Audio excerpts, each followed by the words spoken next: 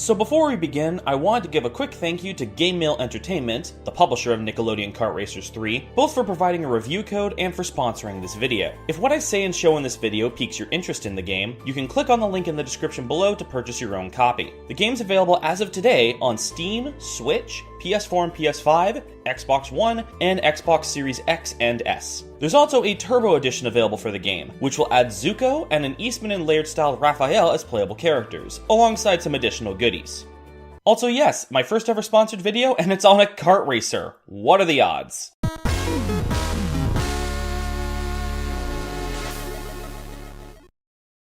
Honestly, it actually has been kinda cool seeing how the Nickelodeon Kart Racers series has evolved. As some of you may recall, I previously talked about the first game in a video a couple years back, and I admittedly wasn't the biggest fan of it. At the time of that video, Nickelodeon Kart Racers 2 was close to coming out, and while I didn't end up playing it, it did sound like a lot of my issues with the first game were addressed and fixed, which was great to hear. Though even with that in mind, I admittedly wasn't expecting a third game to happen, but sure enough, here we are now with Nickelodeon Kart Racers 3 Slime Speedway. I had already been pretty interested in it before I was approached with this opportunity, so I'm quite looking forward to seeing how much more the series has improved with this latest entry. Maybe should have played the second game first, but I don't think people will mind if I don't play these games in chronological order. And I am now expecting at least a handful of comments jokingly proving me otherwise. Oh, also, to those curious, I'm playing the Steam version of the game. And with that said, let's give this game a look.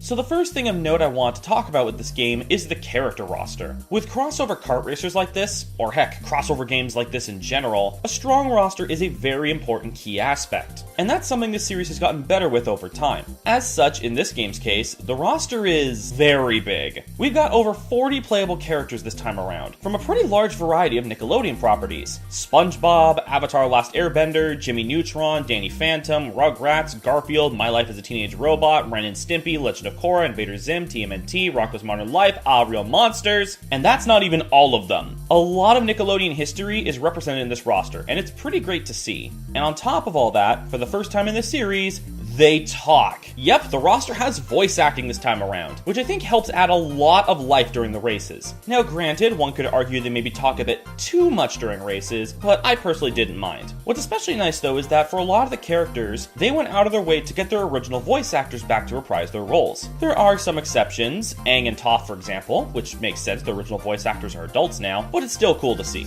There's a 95% chance this will work, but hey, 95 is still an A. You come to me, your greatest, most amazing enemy. No! You look lost. Any chance you could stay that way? Get out of the fast lane! Only one more to go! Terrific. Yummy! The one kinda nitpicky thing I have with the voice acting though is with the dialogue used for some characters. For most of the roster it's not a problem, but with Jimmy Neutron in particular, a lot of the lines they go with, while being from the movie and show, don't always fit the racing super well in my opinion. What girl wants to dance with a guy who looks like he should still be in Jamboree? Mom says you're grounded. Good thing I installed a hairdryer in this thing. In the grand scheme of things though, that's pretty minor. I'm just happy Jimmy's in the roster to begin with, and that's all just for the playable roster. Like in Kart Racers 2, this game includes a pit crew system, where you assign additional characters from these shows to give you extra benefits during races. I'll go more into that later. And the collection of crew chiefs and crew members is even bigger than the roster itself. There's over 90 characters to choose from for these roles. And honestly, it is pretty funny to see what kind of pit crew combinations you can put together. You can make a team consisting of the Shredder, Fire Lord Ozai, and Mr. Krabs. That isn't where the Nickelodeon fan service stops though, because the 36-track lineup's got some great choices as well. Now granted, I will admit,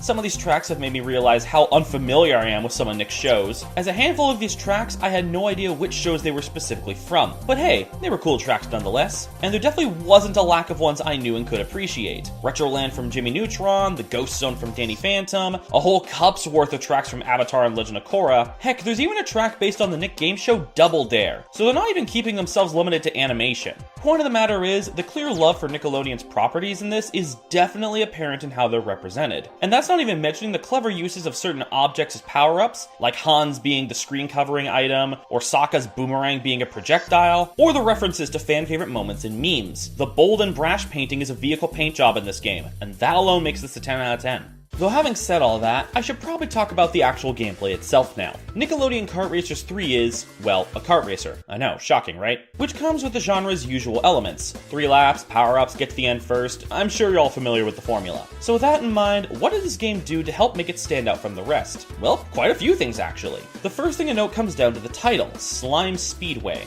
As you might recall, in the original game, driving through slime would charge your boost meter, but its purpose isn't just as plain and simple as that anymore. It does still fill a meter, but now that meter is tied to whatever your chosen crew chief's ability is, which for some characters is a boost, but other abilities include shooting out a projectile to stun opponents, or taking away slime from your opponents, or providing you with a temporary shield, to name a few. Couple that with the additional crew members, who will passively charge up and then activate their abilities when applicable, like giving you a recovery boost when you've been hit, or giving you a specific extra item once you've picked up and used a power-up, and there's a fair bit of strategic use with the pit crew system and the slime. But that's just for green slime. There's also orange slime, which charges up power-ups. I admittedly didn't notice a massive difference between a regular and charged power-up, but I may have just been unlucky to not see it in full action. And most notably, purple slime. On some of the tracks, there are these purple, well, slime speedways, which have you rushing down a purple slime river at pretty high speeds. These have obstacles for you to hop over, and depending on how well you handle those, this will influence how fast you're going once you're back on the main road. Some tracks will have you driving on these no matter what, but some tracks use these for alternate routes, so there's a nice advantage to seek these out. Though not all of them are guaranteed shortcuts, nor do they often have power-ups, so there is still benefit to sometimes not pursuing them. I also like how this game handles power-ups. You have your usual random item boxes, but each power-up is given a different type label: attack, defense, support, and boost. And among the 100% random item boxes are color-coded random item boxes, which will give you a power-up of a specific type. So for instance, you hit the red item box, you're given one of the attack power-ups. Hit the blue item box, you get one of the defense power-ups, etc. It's like a mix of the traditional item system and Diddy Kong Racing's color-coded power-ups, and I think it works quite well. Still has an element of randomness, but mixed with a bit more of a sense of strategy. Now, of course, great mechanics can only go so far without good controls, and I'm happy to report that Nickelodeon Kart Racers 3 controls quite well. Now granted, I found the timing for doing tricks to be kinda finicky, and there was the occasional instance where, during a drift, my character would just stop drifting as if I let go of the button. But beyond those, inputs were quite responsive, and the steering was just right. Not too stiff, not too slippery, and that applies for both regular steering and drifting. Even the boat sections control quite a bit better than before. The only weird aspect about the boat sections was that there seemed to be a slight delay to the boost going off after landing a trick, an issue that didn't occur when landing a trick during the on-road sections. But yeah, I think this game plays great. It controls well, it handles its mechanics in some pretty unique ways, and while there's room for a bit more polish here and there, it's overall a fun time. Regarding modes, you do have your standard Grand Prix, single race, and time trial, but you've also got Challenge Mode. These will have you racing in specific ways with specific goals, finishing first after doing a certain number of max power drift boosts, or finish a certain number of laps on a time limit, to name some examples. And these will reward you with more pit crew characters and vehicle parts, more on that last part later. Though at the end of each set of challenges, you'll get to partake in a one-on-one boss race, with your opponent being unlocked as a playable character once you beat them. This ain't the only place where characters are unlocked, again, more on that later, but if you want to play as characters like Squidward or Jenny, you'll want to do these challenges. It's all pretty straightforward stuff, and it does get very difficult near the end, but it's a nice inclusion regardless. There's also a battle mode, which includes a few different types of battles. You've got your standard first to 10 hits wins, and a hold the item for long enough to score points mode, but the other two are more standout in my eyes. One of them is a cops and robbers mode, where you've either got a jellyfish or a jellyfish net, with the goal being to either keep away from the catchers or catch all the jellyfish, depending on what side you're on. I know it's not the first kart racer to do a mode like this, but I find this style of battle pretty fun, so I'm not complaining about its inclusion here. The last battle type I've yet to mention, though, is the one that caught me by surprise the most. To put it simply, there's a Splatoon mode in this game, where you drive around the arena with your team to try and have more of the arena covered in your team's paint color than the other. Now granted, it's not as mechanically deep as Splatoon, but this style of competition translates pretty well to a kart racer battle mode. I imagine this will all be quite fun when playing multiplayer, that's for sure. And speaking of multiplayer, while I wasn't able to arrange any multiplayer sessions myself, the game's got both 4-player split screen and 12-player online, with Grand Prix, single race, and battle all being available modes for these multiplayer sessions. The game's also got a shop system, with your currency being coins. These coins are earned both from picking them up during races, in gameplay they serve as a means to fill up your slime meter, and from completing the extra tasks you're given at the start of a race, the double dares as they're called. And with these coins, you can buy a lot. This is where most of the unlockable characters are available, but you can also unlock pit crew characters from here, and on top of that, vehicle parts. The game's got a pretty robust customization system, allowing you to choose your vehicle, which now includes bikes as well, your tires, your exhaust pipes, your vehicle's color paint job, and while some of these vehicles will be unlocked from doing the Grand Prix and challenges, a lot of them you'll get from this shop. Now granted, it'll probably take a fair bit of playing to be able to buy everything, as some of these items do get pretty pricey, but all items are available to purchase from the get-go and at any time, so you're free to unlock whatever you want in any order, which I do appreciate. And finally, for the technical stuff, the game looks pretty nice. It's got the same vibrant feel of the more recent Nickelodeon games, and I feel like this works quite well for their character lineup. And as for the music, there's actually quite a few really good songs in the soundtrack. To share a few of my personal favorites,